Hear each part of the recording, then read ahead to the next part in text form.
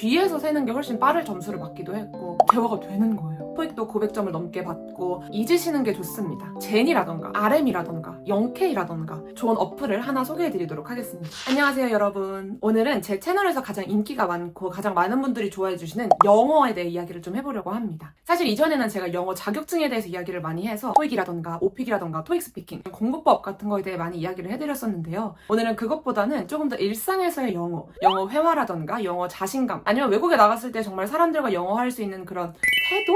같은 전반적인 영어에 대한 이야기를 좀 해보려고 합니다. 사실 저는 지금 영어 실력으로 따지자면은 외국에 나가서 혼자 다니는 데는 전혀 문제가 없고 자격증으로 따지면 토익도 900이 넘고 토익 스피킹 AL, 오픽, IH를 가지고 있지만 저에게는 엄청난 영어 흑역사라는 게 있는데요. 제가 외국어 고등학교를 나왔어요. 근데 저는 제가 중학생 때까지는 영어를 굉장히 잘한다고 믿고 있었는데 이게 고등학교에 들어가니까 영어를 잘하는 친구들이 너무 많은 거예요. 검은 머리 외국인이라는 친구들을 저는 처음 보게 된 거죠. 제가 1학년 1학기 때 입학해서 처음 영어 100점을 찍고 그때부터는 정말 우하향을 했었는데 그 과정에 있어서 가장 큰 문제는 친구들이 잘하니까 제가 아무리 노력을 해도 친구들을 따라갈 수가 없는 거예요.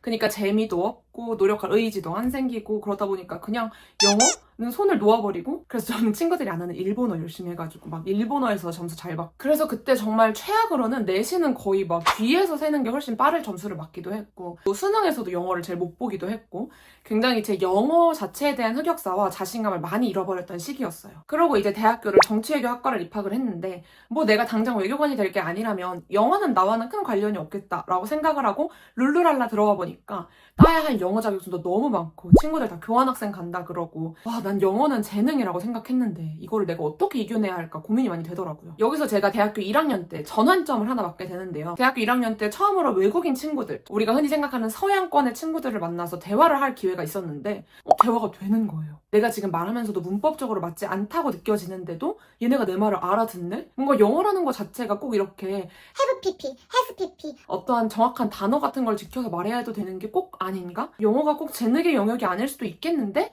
라는 생각이 들면서 그때부터 영어에 대한 생각도 바뀌고 일상에서 쓰는 영어를 좀 공부를 하고 싶다라는 생각이 들었어요. 그래서 결심을 한 게 좋아, 교환학생이라는 거를 나도 가봐야겠다라고 생각을 한 거예요. 원래는 사실 유럽 쪽 교환학생을 가고 싶었는데 한국에서 쓰이는 그런 영어를 배울 수 있는 곳에 가봐야겠다 해서 갑자기 미국으로 노선을 틀었고 아쉽게 제가 코로나 때문에 3개월 만에 귀국을 하긴 했지만 이때부터 제가 영어 공부는 이렇게 하면 된다라는 걸 좀 깨닫게 됐습니다. 왜냐면 미국에 갔는데 입국 심사부터 시작해서 미국 친구들이랑 놀고 그리고 심지어 제가 한국인 대표로 다른 친구랑 같이 모의 유연을 가기도 했어요. 내가 계속 뭘 말해보고 틀리고 수정하는 과정에 있어서 영어가 굉장히 훅훅 늘고 있는 게 스스로 느껴지는 거예요. 그렇게 미국에서 돌아와서 한국에 와서 제가 영어 공부를 끊임없이 계속 혼자 스스로 했고 그래서 그 이후에는 토익도 900점을 넘게 받고 오픽이나 토스에서도 높은 점수를 받았는데 여기서 제가 영어 공부의 핵심 3가지를 저 스스로 깨닫게 된 거예요. 첫 번째, 우리가 한국에서 배운 영어는 잊으시는 게 좋습니다. 한국 영어는 너무 문법적이고 교육적이에요. 우리가 한국에서 배우는 수능 영어나 토익이나 어떤 학원에서 배우는 영어를 배우면 굉장히 정석으로 말할 수 있고 비즈니스 영어에 있어서 강점이 될 수 있죠. 근데 우리가 그냥 전반적인 영어 실력이나 자신감을 생각했을 때 우리 한국어 말할 때도 문법 다 지켜서 말하지 않잖아요. 그런 측면에 있어서 영어를 내뱉는 데에 두려움을 가지는 첫 번째가 그 문법이거든요. 그래서 문법은 나중에 점점 고쳐가면서 맞는 문법을 많이 듣고 그 문법을 체화시켜야 하는 거지 이 문법을 시작으로 영어 공부를 하면 안 된다라는 걸 말씀드리고 싶고 그럼 문법이 아니라 뭐를 시작으로 공부해요? 라고 여쭤보신다면 전 무조건 단어라고 말씀드리고 싶습니다. 단어를 모르면 어떤 문장도 완성시킬 수가 없고 내가 하고 싶은 말을 말하는데 되게 한계가 생겨버리거든요. 그래서 문법보다는 단어를 위주로 굉장히 공부를 많이 하셔야 합니다. 그리고 두 번째는 아마 많이 아실 것 같은데 영어는 많이 듣고 그걸 많이 말해보는 데서 옵니다. 저는 미국 교환학생을 갈 것도 아니고 지금 당장 어학연수를 갈 수도 없는데 어떻게 많이 말해보죠? 라고 하신다면 저는 보고 많이 쉐도잉 하는 거를 추천을 드리는데요. 이게 가장 어려운 것 중에 하나가 여러분들이 처음 접하시는 그런 미디어 예를 들어서 프렌즈라던가 되게 유명한 걸로 많이 골라서 쉐도잉을 하시잖아요. 근데 저는 그런 미드가 저랑 너무 감성이 안 맞는 거예요. 제가 약간 공감을 못하면 잘 못 보는데 너무 문화가 달라서 좀 판타지 같다 할까? 그래서 제가 그 드라마를 끝까지 못 보거든요, 잘.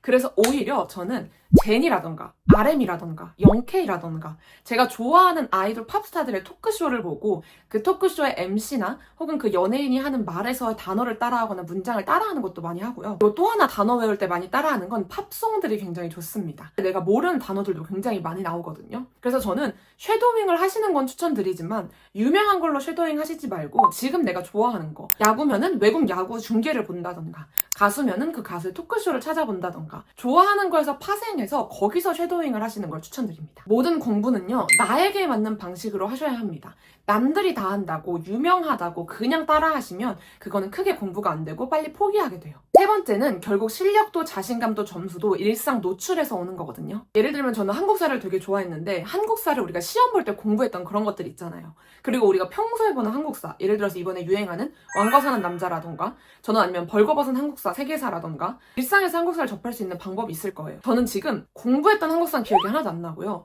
최태성 선생님이 말해주신, 아니면 설민석 강사님이 말씀해주신 그런 내가 일상에서 봤던 한국사가 오히려 더 기억에 잘 남거든요. 영어도 마찬가지예요. 우리가 시험을 위해 공부하는 영어는 결국 순식간에 까먹게 됩니다. 그래서 저는 하루 5분이라도 아니면 하루 10분이라도 어떠한 방식으로든 영어에, 단어에, 내가 원하는 거에 노출이 되어야 이게 실력이 무조건 늘 수 있다고 말씀을 드리고 싶어요. 공부는 단기간이 아니라 매일 꾸준히 얇게 길게 오래 하는 사람이 결국 이기는 싸움이거든요. 그래서 제가 이러한 루틴을 잡는 거 혹은 어떻게 일상에서 해야 할지 모르겠다 하시는 분들께 좋은 어플을 하나 소개해드리도록 하겠습니다. 바로 짧고 반복적이고 내 목표에 맞춰서 자동으로 루틴을 만들어주는 26초 어플인데요. 제가 이거를 추천해드리는 첫 번째 이유는 나만의 목표를 만들 수가 있다는 거예요. 물론 일상에서 영어 공부를 하고 싶으신 분들뿐만 아니라 시험을 원하시는 분들이라도 내가 정하는 그 목표, 그리고 내가 얼마만큼 안에 그걸 따야겠다 하는 그런 기간 설정이 있잖아요. 26초 어플 내에서 자격증 목표랑 그 기간을 입력하시면 서울대 공부법을 기반으로 어떻게 공부해야 할지 그 반복 주기와 암기 시간을 분석해서 제안을 해줘요. 그러니까 우리가 일일이 손으로 그 계획표를 작성을 하지 않아도 자동으로 어떻게 암기를 하루에 몇 개씩 해야 할지 나만의 자동화된 루틴을 만들어주는 거죠. 특히 공부를 할 때 공부를 시작하기 전 기본인 이 계획을 짜는 게 어려우신 분들한테는 이 26초 어플 내의 목표 설정을 무조건 해보시는 걸 추천드립니다. 두 번째로는 나만의 암기 시스템인데요. 저는 이전에 공부할 때 정말 하나하나 손으로 써서 우리 옛날에 암기할 때처럼 이렇게 종이 반으로 접어서 외우고 예문 모르면 찾아서 옆에 써놓고 진짜 말 그대로 귀찮게 공부를 했었거든요. 근데 이 어플에는 우선 단어가 나오고요. 그 단어의 뜻과 예문은 기본이고 굉장히 임팩트 있게 이미지로 기억하는 게 중요하잖아요. 그래서 머릿속에 확 박히는 이미지부터 시작해서 이 스키밍으로 모범 답안까지 함께 학습할 수 있는 카드형으로 암기 시스템이 구성이 되어 있습니다. 이 단어의 뜻을 단순히 아는 게 아니라 이 단어를 어떻게 활용할 수 있을지, 만약에 뜻이 여러 개라면 각각 어떤 예문을 사용해야 할지 내가 뱉어보는 게 중요하다는 이야기인데, 그런 의미에서 이 26초 어플 하나면 단어 하나에 이런 식의 예문을 쓰는 거구나, 이런 이미지로 느껴지는구나를 암기로 바로 느낄 수가 있는 거죠. 그래서 이제는 저처럼 귀찮게 굳이 암기를 뭘 만들지 않으셔도 된다는 게 진짜 여러분 최고 강점입니다. 마지막으로는 코스 교환 제도인데요. 만약에 여러분이 시험 목표를 달성했다라고 하시면 그 다음 여러분이 선택할 코스를 반값에 구매하실 수가 있습니다. 저는 지금 영어를 시작으로 중국어랑 일본어도 함께 공부하고 있는데, 예를 들어서 여러분이 이번에 토익을 따시고 다음에 HSK를 따신다면 26초 어플로 영어 공부를 해서 토익을 따시고 이후에 반값으로 HSK 중국어 단어 공부를 하실 수가 있는 거죠. 게다가 여러분이 원하시는 난이도의 단어들이 다 설정이 되어 있기 때문에 시험을 더 저렴하고 효율적으로 나와 맞는 기간의 설정에 맞춰서 진행을 하실 수가 있는 겁니다. 제가 언어 공부하는 걸 굉장히 좋아해서 일본어도 전공을 해보고 영어 공부도 따로 해보고 중국어 어학연수도 갔다 와봤지만 결국 언어는 계속 사용하는 게 중요하다는 걸 저는 좀 뒤늦게 깨달은 것 같아요.